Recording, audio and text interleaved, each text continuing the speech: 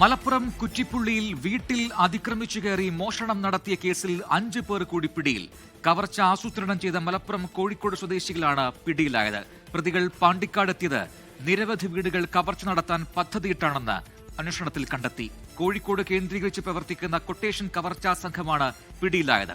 കഴിഞ്ഞ തിങ്കളാഴ്ചയായിരുന്നു മുഖം മൂടി ധരിച്ച് കാറിലെത്തിയ സംഘം പാണ്ടിക്കാട് സ്വദേശി അബ്ദുവിന്റെ വീട്ടിൽ മോഷണം നടത്തിയത്.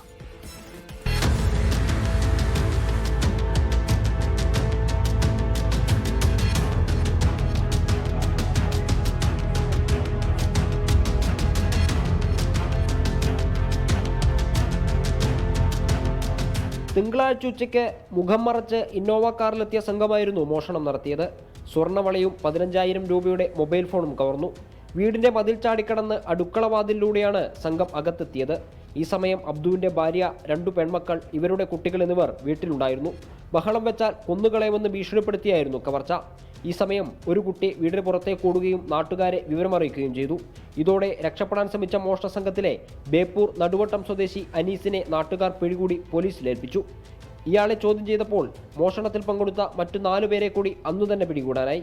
ഈ മോഷണം ആസൂത്രണം ചെയ്ത 5 പേരാണ് ഇപ്പോൾ പിടിയിലായത്.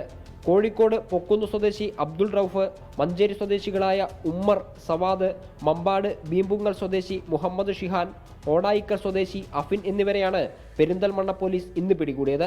പ്രതികളെ കൂടുതൽ ചോദ്യം ചെയ്തു വരികയാണെന്നും 10 കോടിയിലധികം രൂപ ലക്ഷ്യം വെച്ചാണ് ഇവർ പാണ്ടിക്കാടെത്തിയതെന്നും പ്രതികളുടെ മൊഴിയിൽ നിന്നും സൂചന ലഭിച്ചതായി പോലീസ് പറഞ്ഞു. കോഴിക്കോട് കേന്ദ്രീകരിച്ച് പ്രവർത്തിക്കുന്ന കൊട്ടേഷൻ കവർച്ചാ സംഘത്തിലെ അംഗങ്ങളാണ് പിടിയിലായതെന്നും പോലീസ് അറിയിച്ചു. 24 മലപ്പുറം. ലോകത്തെവിടെയായാലും ഏത് സമയത്തും 24 വാർത്തകളും ഓഗ്മെന്റഡ് റിയാലിറ്റി പാക്കേജുകളും എക്സ്പ്ലെയിനറുകളും വിശദമായി കാണാൻ ഞങ്ങളുടെ യൂട്യൂബ് ചാനൽ നിങ്ങൾക്ക് സബ്സ്ക്രൈബ് ചെയ്യാം.